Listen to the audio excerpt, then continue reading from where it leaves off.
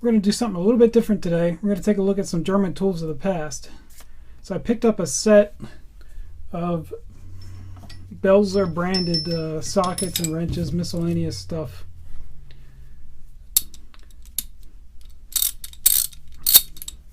And I could probably date these to about the 60s. And I can tell you why, because Belzer eventually merged with Dowidat in 1970. And then everything from there on was branded Belzer-Dowidat. So none of these have that on there. I found this excellent article that Heinrich Haken has written, where he actually goes into the history of all these defunct tool makers in the Kronenberg area, which is just north of Remscheid and all the other tool makers. So it's a very interesting read. It is in German. My German isn't that great.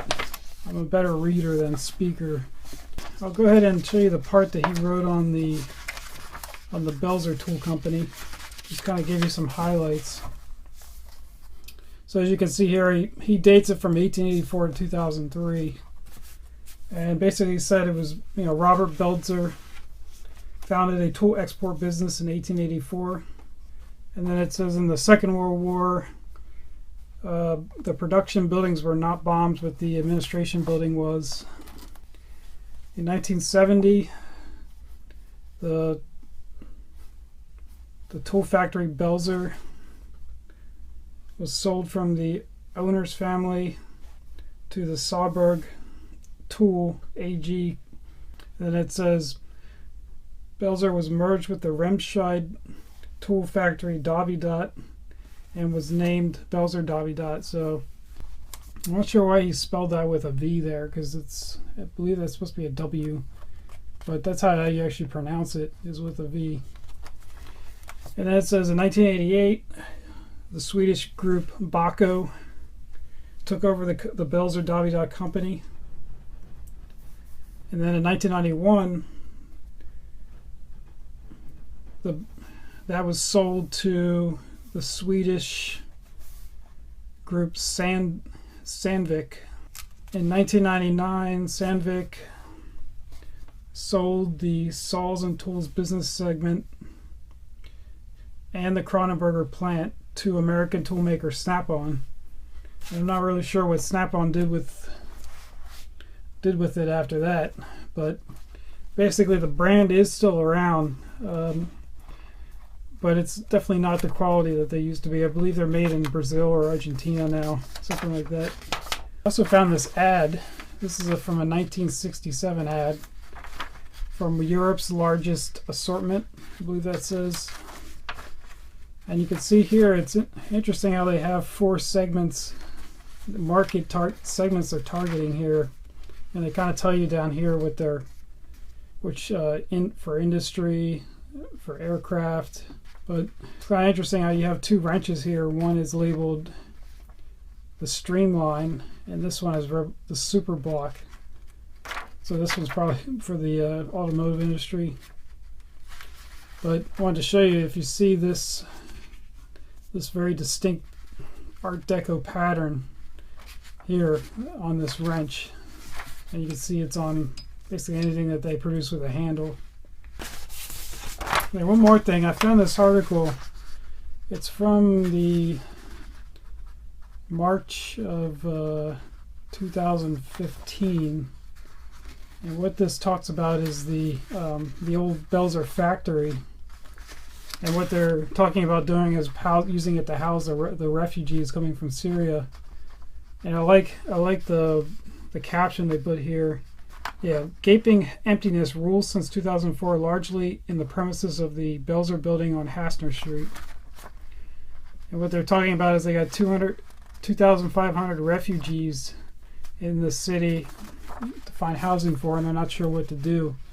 But there's also a note here that there was also a cafeteria with bowling alley, if I translated that correctly. And they basically estimated they could maybe fit 150 people in here, but I doubt anything became of this. But that'd be interesting to see what's inside that building, if there's any urban explorers who've seen that or know where that is, if it's even still there. So this was only a couple of years ago, so I'm sure it's still there. So that's from the newspaper Cronenberg Week, or Weekly. Cronenberger Weekly. So now getting back to the tools. So I bought this as a lot. It was just Belzer Tools. So we have a couple of 3/8 ratchets. We got a Belzer ratchet, and these are in somewhat good condition. They're starting to form some rust. One thing I noticed on these is this Vanadium-Extra stamping, and apparently the story was that these actually contained a lot more vanadium than any other tool of its day, and some people think they could even contain more than tools made now. So I wish there was a way I could test that easily. You probably have to get some kind of XRF, type analyzer, non-destructive analyzer, to tell you what all the elements are and their composition. But I think I can probably get that rust off. I don't think it's very deep and it's not really pitting. But we'll take this apart and basically refurb the ratchet, make sure everything's working correctly. It feels a little bit loose, but that just could be because it's been used so much. But it still works. And this one might even be older than that one, because look at the symbol on here. It's a little bit different than all the other markings for Belzer. So if you look at this one, it's down here on the socket portion, and this one is actually a 8,000 volt rated screwdriver. And it's interesting how it has a socket on both ends, so it's almost like you could use this basically to insulate yourself, when you're screwing something in, that's because there is a separation there between the two sides. And then we have this 3/8 slide ratchet. It seems to be working pretty well. And a bunch of miscellaneous sockets. We got pretty common sizes, 12. I think there's 2 10s. There's 2 10s and an 11. 3/8, and then we got a 3/8 1/4 inch adapter. And then a couple of really tiny, like how often do you use a 5 millimeter socket? Real tiny 1/4 inch. There's a 6. And then we got an 8 and a 7. So I'm basically just going to clean these. The sockets are definitely in better condition than the ratchet was. And we'll see what we get. So let's go ahead and take this apart. Alright, so looks like we just got some slotted screws in here. So if any of you got any comments on the Belzer, if you owned any Belzer tools back in the day, leave a comment below. Alright.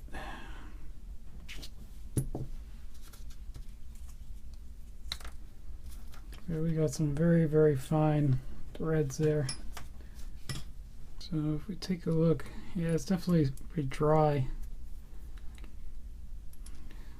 We'll definitely have to put something in there, but it doesn't look too bad. In order to get the switch off, we're gonna have to knock that pin out. It's 2.5. Yeah, 2.5. Put a drop of oil in there.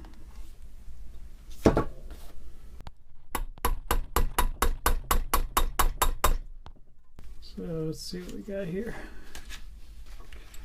Looks like we got a spring. See right there. And a little tiny ball bearing. And a tiny ball bearing here.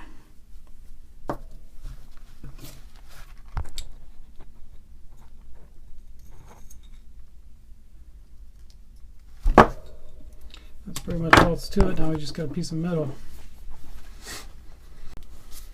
So I'm just kind of scraping out the crud using the screwdriver because it's the perfect width. I got all that crud out of there. It's actually kind of like that grip because it was pretty much smoothed over before. So I just got done putting these in the sonic cleaner, and I think they turned out really nice. All I used there was just a solution of water and some simple green aircraft cleaner. Now there was one little sliver of metal that was down in there, and I think that came off of this piece. You can see right there, there's a little bit of a chunk out of that tooth, but it's still not horrible. We can probably live with that. So there's still a little bit of rust on a couple of these pieces, so we're going to soak this in some Evapo-Rust for a little bit, and hopefully that'll get rid of that extra rust. So we'll just flip this over after a little bit. Just soak half of it at a time. And I'm going to throw in this piece. There's a little bit there at the top. What I like to spray these with is this Bolistol. Just basically a nice oil to use to prevent any corrosion. So one interesting thing about this sliding T-handle ratchet, if you notice that ball bearing that was pressed in the end there is of course to prevent this from sliding off, but that little notch there is actually there as an anti-rotation feature. You can see it's on both sides. And you got the same thing on the other side as well. So it's a pretty cool feature. In fact, if you look at the one from Vera here, it doesn't have those notches. This is a 1/4 inch version, but still, it's not something you normally see. So one thing I did notice is on this adapter, it doesn't seem like the 1/4 inch bits will fit in there very well at all. So we'll go get some calipers and we'll measure to see what that width actually is on that. It looks like that's about 0.006 over what it should be. Alright, let's take a look at the ratchet now. It's been soaking in the Evapo-Rust for a little bit. So yeah, I definitely think somebody used this as a hammer at least once. That's what these marks are probably from. But yeah, it did a pretty nice job. So if you look here, this is the part of the ratchet, and it's interesting if you look down in there, it's kind of hard to see, but there's a little tab piece of metal, and what that actually is a key for this piece right here. That flat spot right there kind of acts like a shaft that actuates this piece, and then the ball bearing will ride along here, and when you move this over, that spring will get compressed and the ball bearing will fall over here. Alright, so let's go ahead and reassemble this thing. Hopefully we don't break anything. So the trick of getting everything to line up is you actually have to balance that ball bearing on that spring. Yeah, you gotta drop that down so you can capture that spring. Then you should be able to get the snap action. So it's a little bit tricky. And then from there you can put the pin in. Before we put the pin in, we'll go ahead and put the main ratchet in here.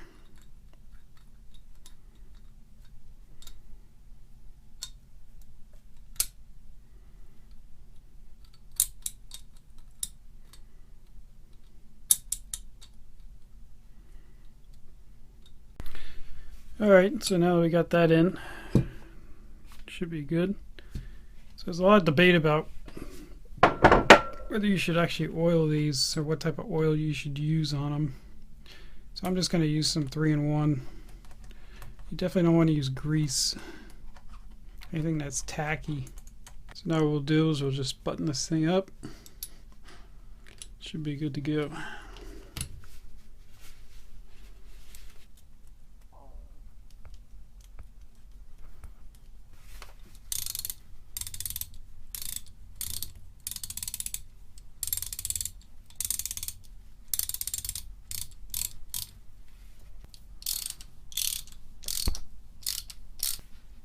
I think it sounds even better than it did before.